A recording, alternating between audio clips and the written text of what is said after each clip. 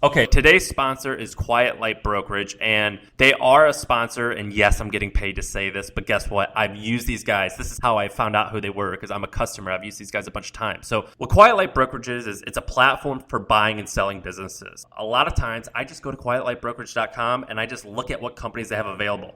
And I've actually bought a few of them, and me and a couple partners, we've actually sold some businesses through there.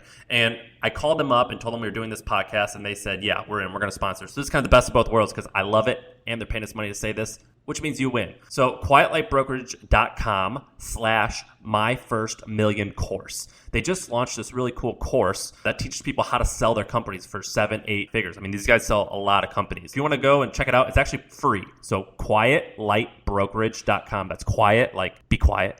Light, like a light switch, light, and brokerage.com/my1st million course. And it's a course that talks about selling your online business and what you can do to plan for your exit. So go ahead, check it out. quietlightbrokerage.com/my1st million course. Peace.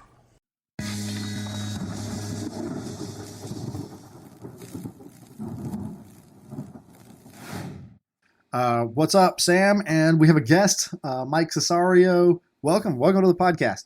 Thanks, guys. We'll have this hour to be a little bit of an escape. We talked about everything going on last podcast. I think we'll try to make this like just at least a 45-minute, 50-minute escape for people, and we can kind of talk about some interesting stuff. Exactly. It does kind of feel silly to be like, oh, here's some business ideas when the whole world is really in a tilt, whether it's through coronavirus or the different protests that are going on. But like you said, I think, for me, I'm like glued to Twitter and the news and all this stuff all day. Then, by 7, 8 p.m., I just need a break. I go walk my dog and I go listen to some mindless stuff about sports or whatever else just to calm my mind. And so hopefully we could be that for some people where a bit of a diversion or a bit of an escape from the heaviness that's going on. So, Mike, I'm glad you're here. You have a product that we've talked about on the podcast before, which is Liquid Death. So, okay, if somebody doesn't know what Liquid Death is, give them what is Liquid Death, and then we're going to talk about how you started that, and then we're going to brainstorm some cool ideas and spaces around what you do. Sure. So, I mean, I guess at the heart of what Liquid Death really is, we're really just completely trying to change the way healthy food and beverages are marketed. At the end of the day, most of the most hilarious, memorable ad campaigns that you ask most people about of the last 10 years, they'll tell you Bud Light, Dos Equis, Snickers, Doritos, Skittles, like all junk food and alcohol. That's the funniest, most memorable kind of youth culture owning, and energy drinks like Red Bull. That's like the most... And Old Spice. Let's not leave Old Spice out. It's not really a food or beverage, but yes. But yeah, it's like it's all junk food and alcohol that does all the funniest, coolest youth culture marketing, whereas healthy food is traditionally marketed to like mom, and it's quiet and it's responsible, or it's like look better, show fitness models, drinking bottles of water. Like it's a very different... They don't use fun to market, whereas unhealthy beverages, stuff like that, like they want to own fun. So we're basically doing that with water. So we want to be able to take the healthiest thing you can drink that most people don't drink enough of, and brand it and build a cool thing around it where it's something that you feel totally comfortable drinking a Liquid Death in a bar or at a house party or at a music festival or at work or in the gym, and just making it more fun to walk around and have a water. You definitely made headlines when you raised all that money, because everyone was like, this is such a silly idea, and they raised all this money. I didn't. I agree that it's a silly, fun name. I don't agree that it's a stupid reason. I mean, it seems like an awesome company and totally worthy of going big. But so it kind of worked, right? Like you definitely ruffled some feathers, and I think that's good. No, yeah, I think I always bring up I listen to the Reid Hoffman podcast a lot. The Masters of Scale. Masters of Scale, yeah. And it's like I love that he always pushes. He's like, truly innovative ideas are almost comical at first, because if it seems like it makes a lot of sense right now, it probably means there's 4 other companies that have been working on it for 5 years already. It's like the things that are truly unique and innovative, like almost don't make any sense at first or seem laughable. And I think like that's kind of the case of Liquid Death. I think it's like we're really trying to disrupt the category in a way that's not just disruption for the sake of disruption. I think it's like we strongly believe that, and I don't think it's something hard to understand, in a category where almost all the products themselves are perceived as the same. People aren't assuming I only drink Fiji because it's got 0.75 more electrolytes than smart water, which has zero point 0.5, and the pH is 7.7 instead of 7. No, it's like most people assume water is the same. It's more of a brand play, and we believe if we can make you laugh, we have a way better chance at you giving us your $1.69 than the faceless brand next to us who's trying to shout at you electrolytes. They're like, guys, this all seems like snake oil to me. Like, I feel like there's real human beings behind Liquid Death that I'd want to have a beer with. So I'd rather give you my $1.69 than the guy next to it. Right. And let's talk a little bit about the form factor. So it's a tall can is what I've seen. Are there other form factors or no? No, it's just a tall can. Which is cool. The branding of it is sort of like, almost like heavy metal or Yeah, punk yeah, rock. How do you describe it? yeah. I mean, yeah. I think at the end of the day, you would say we're like a alternative punk metal inspired design and vibe. The way I like to think about our brand is like we're a professional wrestler. Like it's all theater and fun, and no one thinks it's Right. trying to be real. Like no one thinks the Undertaker is really an evil guy from the dead who likes metal. No, it's a character, and it's fun to like have a character. Buy in. Yeah, and that's how Right. we think about it. Like we're just playing this fun character. It's fun to choose to Yeah, believe yeah. that this is what it is and not take it too seriously. And you're right. Like, if you're at a bar or a music festival and you choose water, you feel like you're opting out of the fun. And in fact, they'll sort of, they'll make you feel that way. You'll get the small plastic rinky-dink cup with a baby straw, right? Versus if you ordered an alcoholic drink or something else. That's actually a good point. I mean, I don't drink, and I still go to bars, and I always felt like I used to order Sprites with lime in it because I was like, I don't want to make people. It looks like Yeah, a I'm gin and like, I don't want to tonic. make people feel uncomfortable. So even though I don't like to drink soda, like I'll drink it anyway, and I don't want to have an Right. O'Doul's because I'm like, then everyone's just gonna like, it's just gonna come up, and so it is a great alternative to that. And so, Mike, I'm curious, where does this idea come from? So I think this was really just like a culmination of all my passions and experience sort of like converged into one. It's like I grew up in high school playing in punk rock and metal bands and skateboarding. And, I would do all the show flyers and album art and stuff for our bands, which kind of got like the entrepreneurial probably side of things because, like, we're booking shows and we're selling merch and like we're pressing records and doing all that kind of stuff.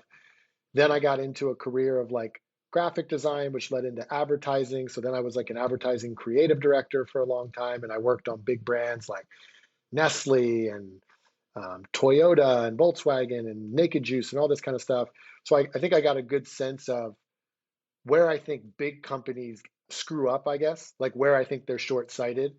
Like I can't tell you how many boardrooms I've been in where I'm trying to convince people that social media isn't some like niche little thing you add on to your business. Like it is the internet now. When you say I'm going on the internet, 9 times out of 10, you're going on social media. I think a lot of brands are just way behind the ball to understand what it really takes to be successful in the social environment.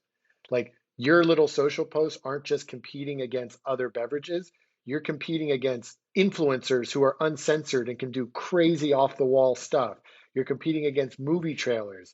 You're competing against everything awesome on the internet when you're scrolling through your feed.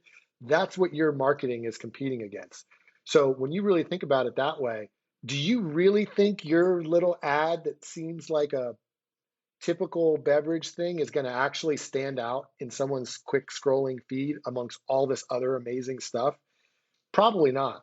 So I think the bar for what stuff needs to be is way higher. And I think that's what I built Liquid Death around. Like we think about marketing like entertainment. I don't ever want to put something in your feed that feels like marketing. I want it to feel like actual entertainment that made you laugh, or it was the funniest thing that you maybe saw that morning that you want to share with your friends or whatever. That like we're never just sticking marketing in your face. Like it's always going to entertain you or it's going to do something of value that it gives you. I'm looking at their Facebook ads right now, And what you're saying is true. So here's the two ads I see. I wish I could show this through a podcast. So I'm going to show this to your ears. But there's a giant can of liquid death in front of a mountain, and it says, "This is dumb. Don't buy this." And then there's another one that's like, I don't even know what you would call this. It's like the mountain from Game of Thrones, but instead of his head is a can of liquid death erupting from his head, muscular body, and he's standing in a grocery store aisle holding an axe. And it just says, "Liquid death is available nationwide in Whole Foods." Is there anything you can give me that shows or the listeners how big this business is? Like what size you guys are? Yeah. Why should we care about what you say? Is this working or not? Yeah, I mean, I can't get into like specific kind of sales numbers, but since we launched national in Whole Foods, basically we launched the day the pandemic started. So we went into Whole Foods um, March 15th, and basically even though we've been in a pandemic where they've had like 80% decreased store traffic and everything else going on, we've had insane growth in Whole Foods, and we're now the fastest growing water brand in Whole Foods right now. And you've raised like how much money to make this so far? 9, 10 million. Grand total since the very beginning of everything, I think we've raised around 12 total right now. So great. Okay, so we kind of have an idea a little bit about sizing. When you were looking at this business and what to start, was that your perspective? Which is, what is something that, I mean, it sounds like you're into health and that type of stuff. What is something that is like good for you but has shit marketing, and how can I build a business around that? Was that your perspective? Uh, in a nutshell, I think it really came from, when I grew up playing in punk bands and metal bands and stuff like that, I was still, and a lot of my friends in that world were very much into health. Like I was a vegetarian at age 16. A lot of my friends in that scene were. More of my friends were even vegan. A lot of them, like, didn't drink alcohol. I do, and I think that's one thing that we've been like misbranded is like liquid death. It's water for the straight edge crowd. That is not what we're trying to do. I think it's something that's been adopted by them for the reasons of, yeah, it is more fun to walk around in a bar if you don't want to drink than something like this. But I think another thing that the health food industry does that I don't think we want to do is we don't want to be preachy to people. We don't want to say you should be doing this and you shouldn't be drinking Right. this and you shouldn't be doing that. Like we're like, hey, you want to go rip some shots at a bar, fine, but maybe take a break and have a water for an hour, or like, Right. hey, you want to smoke weed or whatever? It's like, great, like maybe hydrate while you're doing it. Even if like, Right. hey, you want to go buy a Monster energy drink or whatever, great, maybe buy a water too and have a water after you just pound a bunch of sugar and caffeine. Right. That's the good news. Anybody who does any lifestyle also drinks Right. water, and so Right. you can pair to any lifestyle that you Right. want. It sounds like you guys are trying to do that. Let me ask you, like you've said some kind of abstract ways, like we felt this was missing, blah blah blah. But I want you to like rewind and make it real. So like take us back to the moment you have the Sure. idea. What's going on? Where are you? Where does the idea come from? Who are you talking to? And then like how did it turn into something? Sure. So as you know, in the world of rock and roll, punk metal, whatever, the only brands that have invested in trying to own that culture have been energy drinks, primarily Monster. So Monster was sponsoring the Vans Warp Tour with all the punk bands. They sponsor all these different metal bands. Like you don't see that with many other beverage brands doing that. And that's been going on since, I graduated high school in 2000. So that's when I think you were really starting to see that swell up. And a lot of my friends were in bands. We were at the Vans Warp Tour that was sponsored by Monster back in, I think it was like around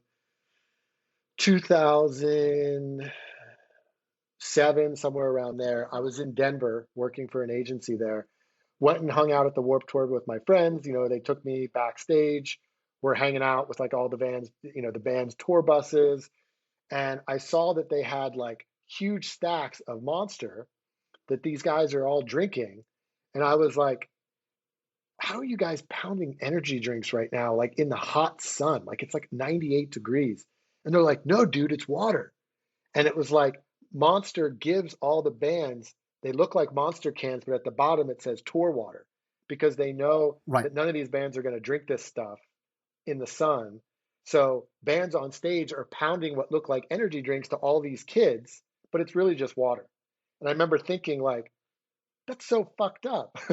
Like, and I think that was the moment where it kind of started me down the path of, oh, like, why isn't stuff like water like marketed in a cool way like this? And it was like when you actually had a freezing cold can of water, it, it's just more refreshing to you psychologically. There's actually Right. Popular Science, I think it was. They did this study where they showed that temperature was the number one quencher of thirst neurologically, which is why, like, if you're really thirsty and you suck on an ice cube, it actually kind of quenches your thirst a little bit, even though no water is actually absorbing into your body, really. Right. So I think there was just like that was sort of the aha moment for me where I started thinking about why isn't it healthier things? Because none of my friends hanging out wanted to actually drink energy drinks. Like we just wanted to drink water, um, or beer, you know. Right. But it's like, of course, you're a band, you got to make money, you're touring, so of course you got to take the checks from these companies, and they they play ball to a certain extent. But that's where I think the idea really started, and What you know, other yeah. verticals did you explore that you think would also work for this? Did you explore any other products that you think like, oh, So this definitely there's definitely opportunity here if you do what we're doing, but in this thing or that thing? So it's funny what I so that Warp Tour thing happened in, yeah, like around 2007, 2008, where I started thinking about that.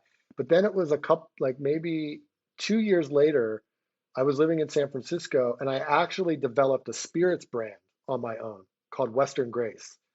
And it was basically brandy. So it was like, hey, how do we make brandy cool? Because I had brandy, it was really good. And I'm like, why don't people drink more of this? It's just like whiskey without the burn. But every brandy bottle, literally in the liquor store, had dust on it. It was like what your grandfather drank, or some trying to be replica of French luxury with cursive golden text on the bottle. But it was more similar taste profile wise to a whiskey, which was the biggest, fastest growing spirit. So I had this idea to create a brandy that felt more like a whiskey and felt cool. And sure enough, like I found a brandy distillery in Northern California who were like, "Oh my God, we've been waiting for someone to try to make brandy like mass and cool for like 20 years." So they were like, "Hey, we'll make the brandy for you."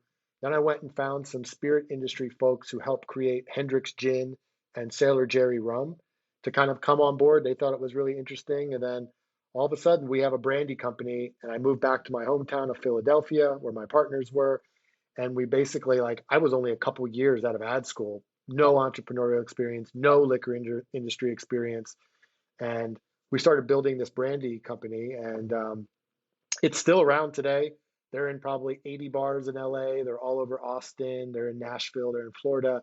But I left the brand a little bit early on because I just, me and the spirits folks we brought in kind of like didn't see eye to eye on a couple of things from a marketing level. So I said, hey, you guys keep growing it from here. I'm gonna kind of go do my own thing, and I'll keep my little chunk of vested equity. And best of luck to you guys. Like no hard feelings. I'm sure you'll do great with it. And then went to work for an agency in Tennessee that a friend of mine started called Humanot, where I started doing a bunch of, well, Humanot and we did a bunch of funny work for the organic world. We did this campaign called Save the Bros for Organic Valley.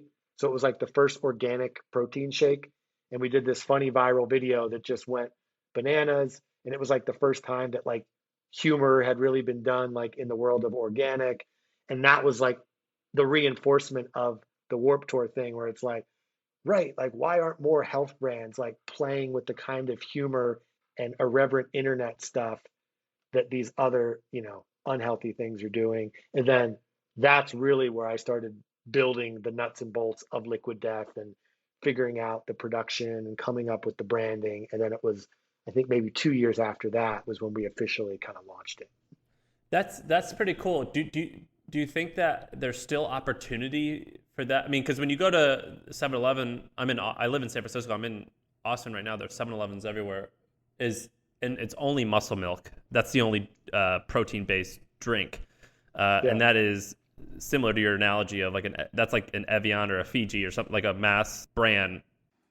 Well, I think if I'm not wrong, I think it'd be more like taking cottage cheese and making cottage cheese fun than it is muscle milk or the kind of protein shakes, which are already kind of like trying to mass market and get in with the sort of different lifestyles. Whereas, some random product category where it is only trying to play it safe, non-internet based marketing, those are the ones that you're talking about, right, Mike? Where you think those have a sort of a larger delta between what's out there and what could be out there. Yeah, it's tricky, and I think that's where it's a so protein shakes. If you think about who the protein shake consumer is, probably predominantly male, like dudes trying, bulking up a lot of the time, at least in that world. And that's why Organic Valley, when they came to the agency, they knew that like all the ads they've been running, because most of Organic Valley's products are milk and cheese and stuff that they sell at Whole Foods. All their commercials are like picturesque sunsets over family farms and our family farmers, they just care more than anyone. But they knew that when they launched an organic protein shake, it's a very different customer than the mom who's shopping at Whole Foods for their other products. So they wanted us to come in and say, hey, we know that it's like a muscle dude that we're selling this to who's typically not an organic, a big time organic shopper. Maybe they are buying the tubs of protein powder at GNC, or they're buying, muscle milk. So they're like, we still want to appeal to that audience with this very, a protein shake that's made by family farmers. So we did this whole funny video that's like, you know, if bros like look all the chemical crazy shit that's in protein shakes, if bros keep drinking them, they might not last much longer and they'll go extinct. And like, who's going to bring the beer pong table when they're gone? And like, like this whole idea of like, save a bro, get them on an organic protein shake. That was sort of like the funny idea that we had that went really, really well. Um, and it's because the product, even though it was healthy, is still a liquid that wants to be drank by a consumer who identifies with the marketing. It's like if you just try to say, all right, we're going to make an oat milk brand that feels, badass and rock and roll. The oat milk customer probably isn't guys who ride Harley Davidsons. Like they're not drinking oat milk, but you're trying to market to them. So it's like that's probably not going to work as well because you've got way more marketing education to do to try to convert new customers into something that they've never drank before. Water is different for us because everybody drinks water. We don't have to explain how to drink water, how to use it. Like everybody drinks water, from Harley dudes to metal dudes to yoga moms to everybody. And now it's just about from a demographic or psychographic standpoint, who just thinks this is a cool thing to be a part of their day with. You're not trying to convince them why they should drink water. Gotcha. And so you also went through science, or how did science get involved? Because this, when I first heard about this, it was like, oh, this is coming out of science labs. Did you bring the idea to them? Did you meet them and then incubate the idea? How did that happen? And for people who don't know what we're talking about, Science is like this weird quasi venture capital firm, but also like a weird incubator. They launched Dollar Shave Club and a variety of things, or maybe they helped launch. I don't know what the correct verbiage is, but they're definitely this weird combo of like company builder and investor. Based out of LA. Yep. Yeah. So we launched Liquid Death in a bit of a backwards way than most, I think, beverage brands launch, which was we launched a year before we met Science. We launched Liquid Death on social media before we ever had product because we knew that with such a crazy idea like Liquid Death, there's nobody who's writing me a check for the idea of Liquid Death. They're like, this is stupid. You're crazy. Like, who would ever buy this? It's a negative name. It says death. Retailers will never carry it, yada, yada, yada. So I knew that I had to prove it out as a concept on social first before I could actually make people feel like I'm de-risking this thing a bit to actually raise. So we designed the can to look like a 3D realistic can. We shot a $1,500 video, and then we just put it on Facebook. No Twitter, no Instagram, just Facebook. We put maybe I don't know, 3 grand in paid media behind the video. And then cut to 3 months later, we have more Facebook followers than Aquafina. The video has 3 million views. we've got a range of DMs from, hi, I am a 7-Eleven franchisee in the Midwest. How do I get this in my stores? Or, hi, I'm the biggest non-alc beverage distributor in New York City called Big Geyser. How do we talk to a sales representative to distribute this? And we didn't even have product yet, or no idea of how we were Right. even going to really make it. So then I used all of that social traction and distributor interest and retailer interest to then start raising a small friends and family round so we could actually produce physical product. Because with cans, the minimums are really, really high. Like 250,000 cans is the lowest you can actually produce with a can manufacturer. So it's a little bit capital intensive just to even start playing the game. How much is a So quarter million? How much a quarter of a million of product? What would that cost? I mean, if you're just starting, what would that cost? I mean, it all depends what you're filling in there, but yeah, you're talking 150, 200, 250 grand just to like kind of get started, probably, doing cans. So yeah, once we then kind of raised a little bit, we started producing cans. We bottle, or well, I should say, we can and source our water in Austria in the Alps. And let me ask you, what does that mean whenever people are like, oh, this is spring water from this mountain? It's like, my head is always like, this is BS. What does this mean? Does that matter? Like, A, is this true? B, does that matter? So like, why do you go get your water from Austria in the Alps? Like, what is that? Is that branding? Is that like, is there something about water that I don't know? Like, why do you have to go there to get your water? Let's be totally honest. Water, for the most part, I should say, for most people, is water. Like if you had people Yeah. try to, even water snobs, if you had them blind taste test Fiji versus Evian versus whatever, can they really tell the difference? Probably not, right? I've done this test many times as an Evian drinker. Evian versus so Evian and Fiji are taste similar to me. Evian versus Crystal Geysler, like it tastes different. Yeah, I've I've bet money and I've got it right before. that's interesting. But yeah, I think the things that make water, the, that affect the taste of water are the natural minerals and how much of them there are in the water, and the pH of the water. Is it more acidic? Is it more basic? And what those minerals are affect how acidic or how basic it is. So for us, our water comes from the Alps, and it literally goes right from the mountain into the can. Obviously, it goes through filters and things that filter out debris and all of that. And then we put it through like a pasteurization process that makes sure everything, it's all clean and good to go.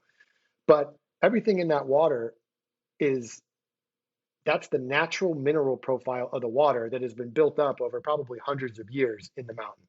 And it's like, naturally alkaline at 7.8 or 7.9 pH. It's got a nice mineral level, nice mouth feel when you're drinking it because of the level of minerals.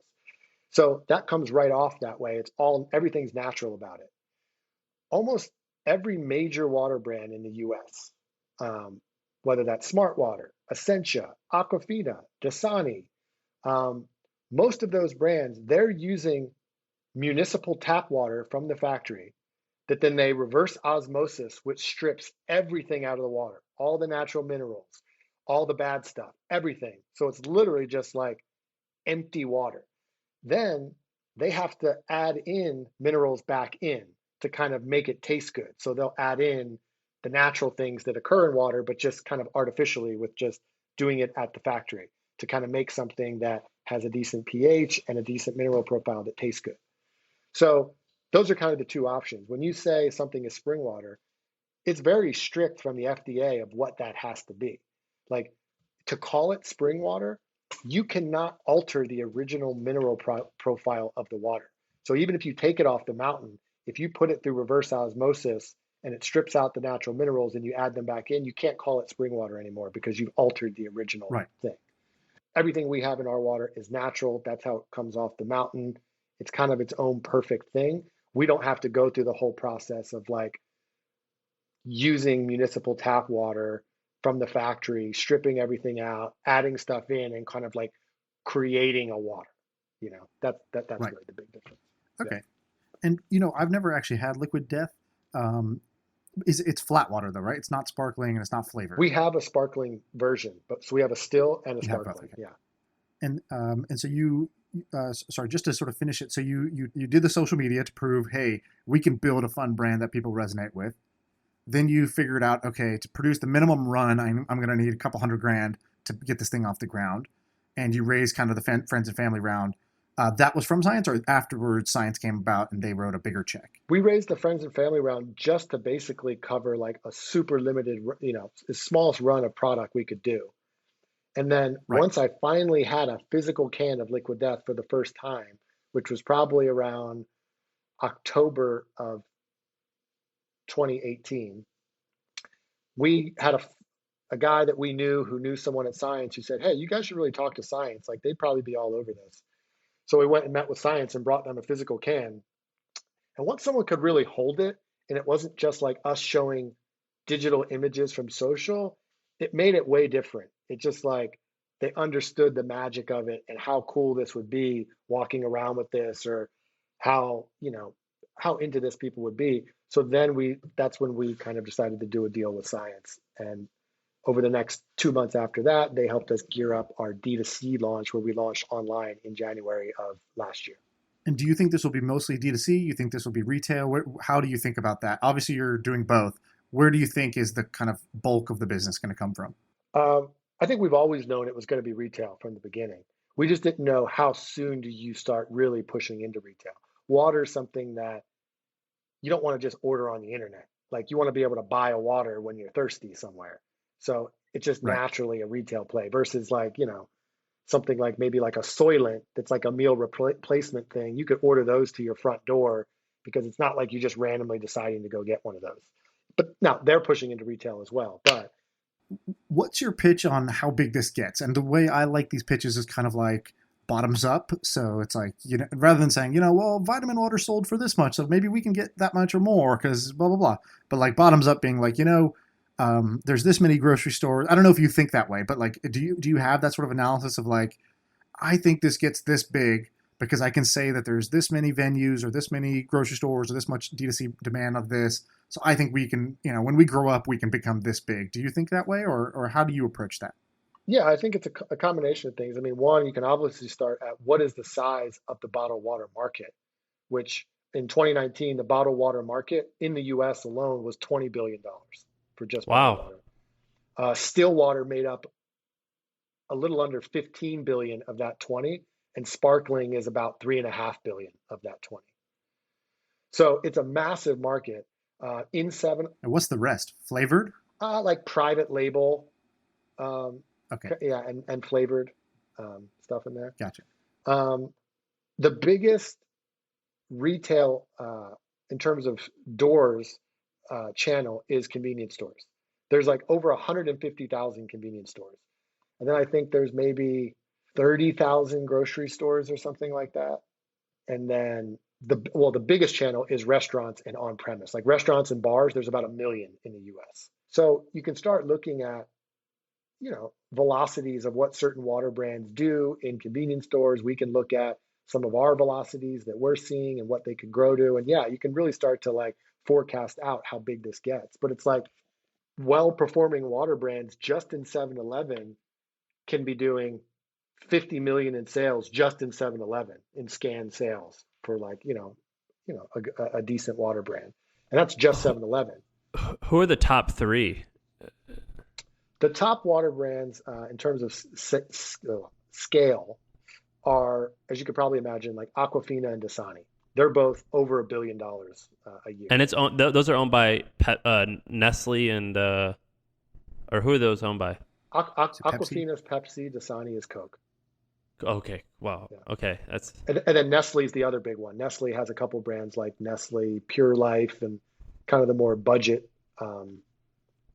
value water. And yeah, they're over $1 billion as well.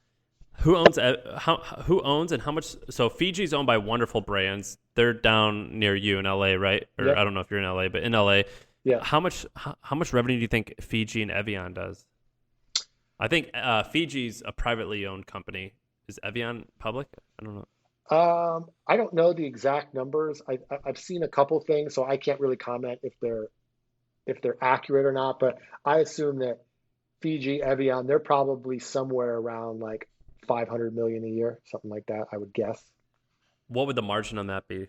So, um, is it as big as I would think? It's not as big as you think, really, because the retailers, they want the most margin on bottled water. Like they want to mark up bottled water higher than almost any other beverage that they have in the store. So the retailer wants a lot of margin. And then you've got distributors that need their margin. So it's like you really get down, it's not like bottled water is some like insane margin for suppliers than other products, you know? Like energy Right. drinks probably getting more margin than water is, to be honest. Which I think the conception is, dude, they're just bottling water. That's like, you're like selling Right. air. But in reality, the margin is probably, I would guess, sub 30%, not above 30%. Is kind of my guess. Yeah, I think in most beverage, they say like, a target, like really solid margin for beverage would be like 40%. That's like 50% is like you're killing it. And then it's like I think you Right. get down like to 30 is probably like on the low end of what you want. But So when I Right. used to own a chain of hot dog stands in Nashville, and when it was called Southern Sam's, wieners as big as a baby's arm, and yeah. and I would crush it on bottled water.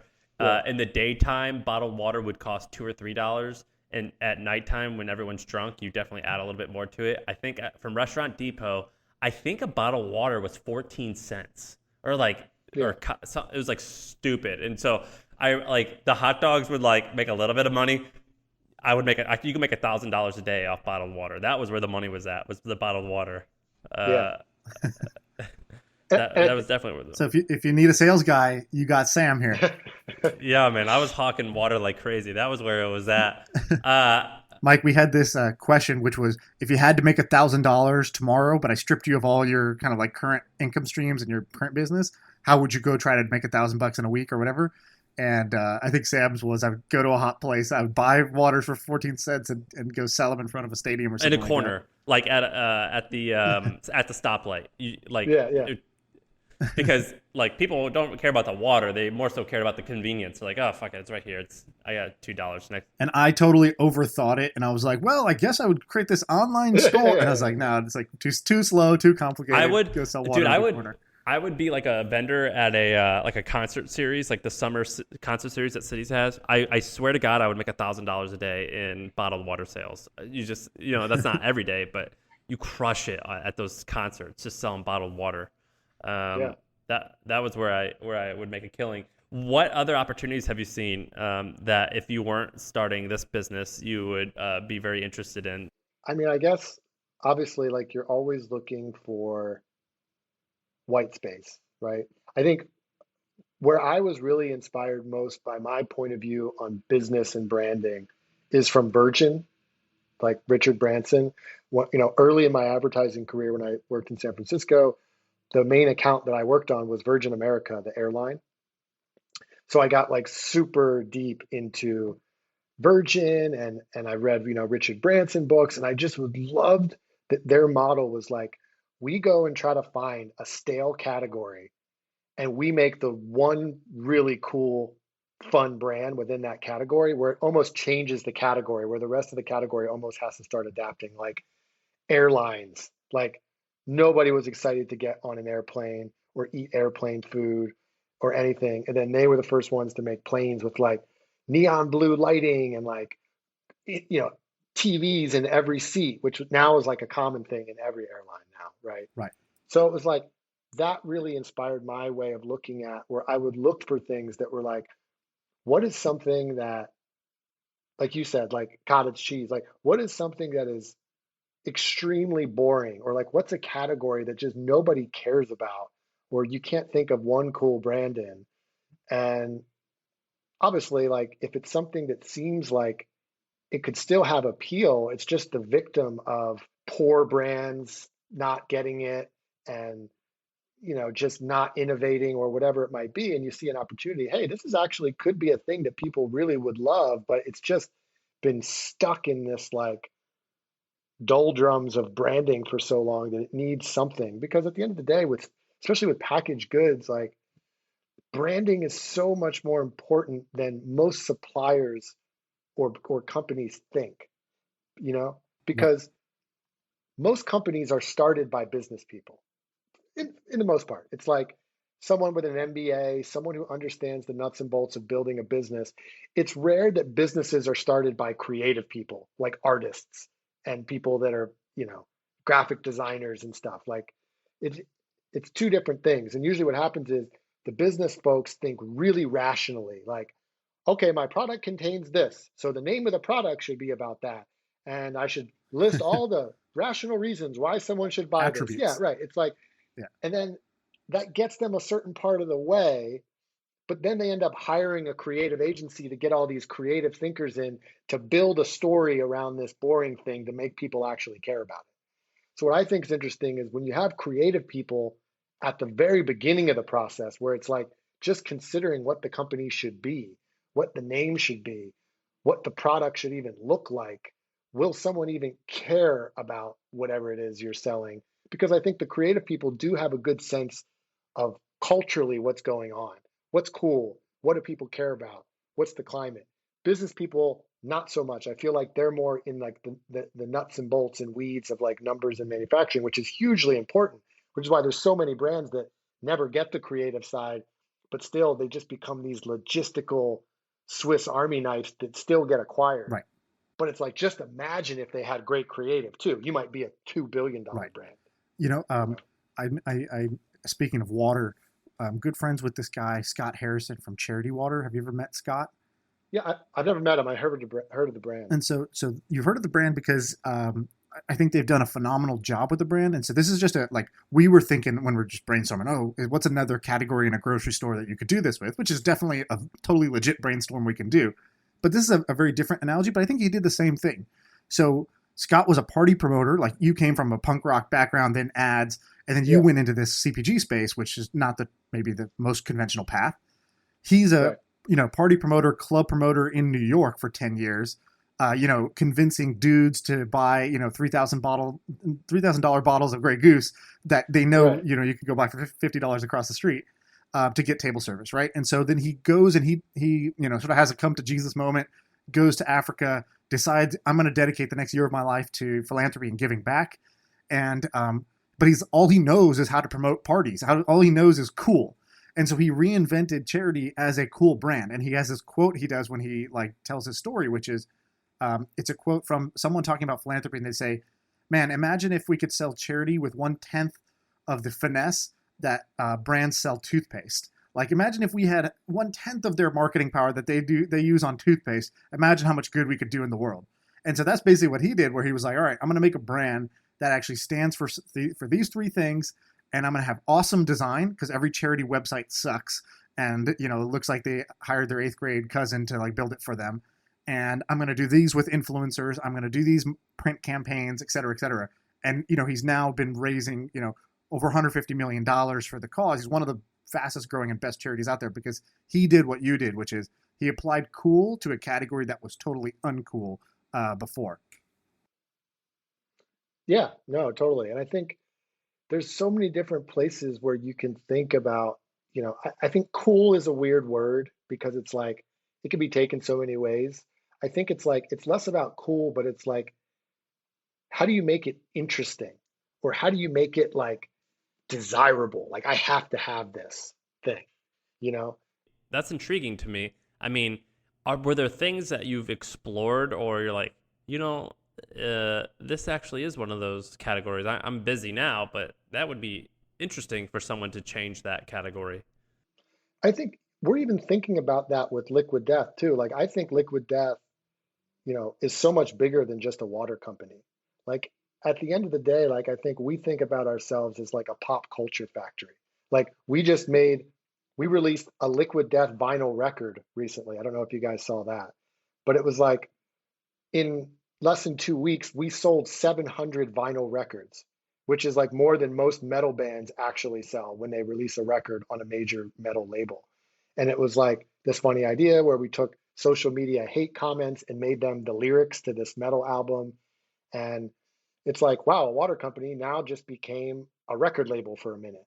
And it's like, I think about all these other places where there could be innovation that tie to our general mission of like health. That's like, do we like what if Liquid Death creates like a chain of heavy metal yoga studios, where it's like people who want to do yoga, but they don't want to listen to Yanni when they're doing it. Like, is there some room for like some kind of cool, like, how do you make a totally new kind of like fitness You could do experience? like tough guy multivitamins if you needed to, right? You could take Yeah, a yeah, healthy no, product, yeah, multivitamins, and be like, okay, cool. Instead That's of kind of interesting, actually. rainbows and Care Bears, like maybe we could just make this form factor a little different and brand a little different, right? To speak to a different audience who's yeah, yeah. So you guys have raised, let's say 10, I forget the number, 10 or 12 million dollars. You're not huge yet. You're definitely still getting going. How do you decide? So like at my company, we have a brand that people know, and people just, if we make stuff, people will buy it. But in my head, I'm always like, I don't want to make other stuff. Let's just like focus on what we're doing and kick ass at that, and then maybe eventually expand. Whereas you've done these little experiments like the vinyl record, and so maybe you're also trying to, maybe you weren't joking with your heavy metal yoga thing. In my head, I'm like, no, fuck that, focus. What do you have like logistically? How do you decide where to throw budget at and throw money at in order to? So let me ask you this. So this is what I mean. All these other products that we could potentially make that actually sell or actually succeed, they double as marketing for the water. It's like Yeah, it's just marketing that's profitable. it's profitable. Exactly. It's like we made a vinyl record. I can't tell you how many eyeballs that got Liquid Death on from people reposting the album, sharing the album, talking about it. And that album for us to execute, including printing the vinyl, cost us $12,000. And we've already made all of our money back and more. And we hired a guy that we knew that was a friend of a friend who's an incredible metal musician who wrote the whole album. His name's Gus Rios. He wrote and recorded the whole album. His buddy mixed the whole album, and his buddy mixed stuff for Justin Bieber and all these other guys. So we got the whole album recorded. We made a commercial for it using only stock footage. So we spent maybe 2 grand on stock footage, and my wife edited the video. So it was That's like, awesome. that's all we launched with. It was a little launch video made with stock footage, and we pressed records and sold the records in our merch store. And it's like all that stuff adds together. That's why it's like, what would it cost to start? Let's call it a chain of 5 small heavy metal yoga studios in LA. Like small little studios, not a lot going on. You find some instructors. Like maybe you could actually build that out for, call it 500 grand. Let's just say, like you could build a 5 chain yoga studio, heavy metal yoga studio chain for 500 grand. What does 500 grand buy you if you try to run one TV spot right. during the fucking Oscars? Like maybe you get a 30-second spot, and what's going to see more lift and brand evangelism for your brand, running one $500,000 commercial during the Oscars, or building a chain of 5 heavy metal yoga studios in LA that gets talked about by every publication? Heavy metal yoga studio launches in LA. People actually go to it. Everyone who goes takes photos and shares and talks about it. It's like that's a way smarter way to spend your money, and you might actually make some of it back if it's a good enough business model. Right. This is like Elon selling flamethrowers, right? Right, yeah. he is the sort of Iron Man trying to be a badass, rockets and drilling into underground and electric sports cars. So he comes out with a flamethrower for $700, I think it was, and he sold I think he sold like millions of dollars worth of A shit ton. the flamethrower. I think it was 10 And million. the whole thing worth. is basically just being like feeding the evangelism, like you said, of the cult of Elon. Of life should be a little more badass. We need a little more fire, a little more speed, and a little more like rocketry to in our lives, and so it fits the Right. brand. Yeah, and it's like when you curate your own new experiences or whatever for the brand, you can also control what goes on there. So at all these yoga studios, it's going to be coolers of Liquid Death as the water there. Right. It's like it all kind of can work together. My takeaway from this whole podcast is I'm gonna do a handful of. I'm not gonna launch a yoga studio, but a $12,000 vinyl release or something like of that scale is super interesting. I need to do more of that. Do you have one person on your team who like does these odd things, or is this just like a project that you lead and coordinate? So we work with we do have like creative agencies that we work with, like most of which are run by my friends who I knew from the industry. They've got small little startups. And what's nice about Liquid Death is because we want to do such cool, different things, people are willing to kind of work at a nice homey rate Right. because like they want that thing up for their reel. Yeah. We're not just asking them to make some And boring you're thing. crazy enough to be willing. You're open enough to like try They that need to go weird to shit. Nestle and Right. say, "Hey, look at this amazing thing we did with Liquid Death," and they want the Nestle check, not the Liquid Death check, really. Yeah, right, But they need right, you to get the exactly, Nestle check. Well, they're Right, doing the right, same yeah. thing that they're doing the same thing what you're doing with the vinyl. They're like, it'll maybe pay for itself, but it's also Right. marketing. Right, exactly.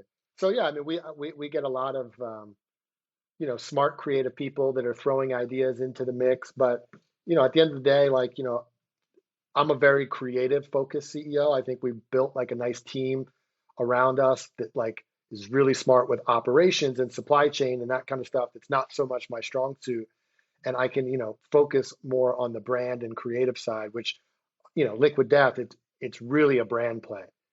Like, and that it's so important. And I think building out all these fun things we're talking about of like how do you build this brand that has such an evangelist audience to it and that continues to grow, like that's really the focus. I'm also creative, but I definitely am like fiscally conservative, and I'm like, no, we got to focus on the cash cow. But I'm like, you're right. This dumb shit that seems dumb, but it's awesome. You can do that for way cheaper than you think. Yeah, I guess it's just like always think like one of my old bosses. I used to work. I was a creative director at VaynerMedia, so Gary Vaynerchuk was like my boss essentially, and I learned a lot from him in terms of like marketing is really just about day trading attention.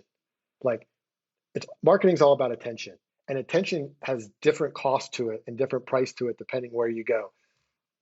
The price for a billboard, you're paying so much per eyeball that sees it. It's like, yes, it could be effective, but you're overpaying for it versus create a yoga studio in LA, you might generate even more eyeballs and attention at a way, way lower spend.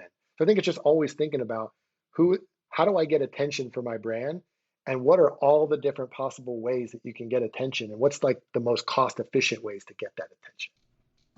And I have to ask, was it awesome or not awesome working for him? Is the guy the real deal or what?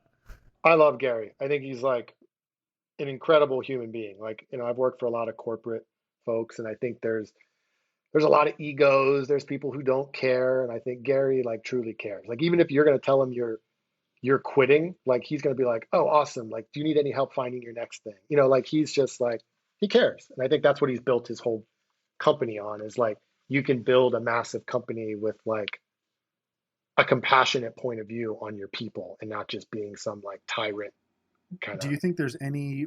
anything about Gary, because he's a very public presence, right? He's personally out there a lot. And anytime you personally put yourself out there, you're putting a part of you out there, not the whole thing. Is there anything that either people don't really know about him, or is a misconception that you've seen about him? Is there anything like that? I would say that like talking with him normally one to one is obviously the volume isn't as loud as it is when he's on camera. Mm-hmm. Because at the end of the day, like he's an entertainer to a degree, right? Yeah. Now he's an educational business entertainer, but he's entertaining to watch, like the way he talks, like how his passion is, like how he's smart. Like there's plenty of business people who say smart things, but not maybe as many that are like is entertaining Animated. animated on camera. So it's like in a way he's kind of playing, a bit of his character, but it's like off camera, like he's way more mellow, I would say. I was on his podcast and he was very nice. That's awesome. All right. Well, Mike, we'll wrap it up. Where should people follow you, find you if they want to hear more thoughts or Liquid Death? Give people shout out where people can get more of what they got today. Yeah, I mean, most everything happening with Liquid Death is on Instagram. So follow us. It's at Liquid Death on Instagram, at Liquid Death on Twitter, and liquiddeath.com is our site. And yeah, that's it. This is awesome. I'm looking at it right now. Thanks for taking the time, man. This is badass. Yeah, I No, got a thank bunch you of guys. ideas. In Appreciate fact, it. sorry if my typing is something you can hear on the podcast, because while No, I can hear typing, it. while he was talking, I was like, I Yeah. need to write this down. I had 3 ideas while you were talking. Not exactly what you said, but you inspired something while you were talking. And I was like, I got to write this down because we're going to do this. And if we don't do this, like, I'm going to regret it. So apologies if everyone here is typing in the background. Yeah, I do the same thing. I'm like looking up everything you're saying. That's a sign of a good podcast, though. And it's all about speed. Like, that's the one thing I always push. It's like the idea shelf life these days is very short. Like, if you have a cool idea right now, if you don't make it tomorrow, someone else is probably making it in 2 weeks. You know, it's like, that's just the reality. Right on. Cool, guys. All right, Mike, thank you so much for coming on. All right, thanks, guys. Take care. Bye. Thank Cool. you.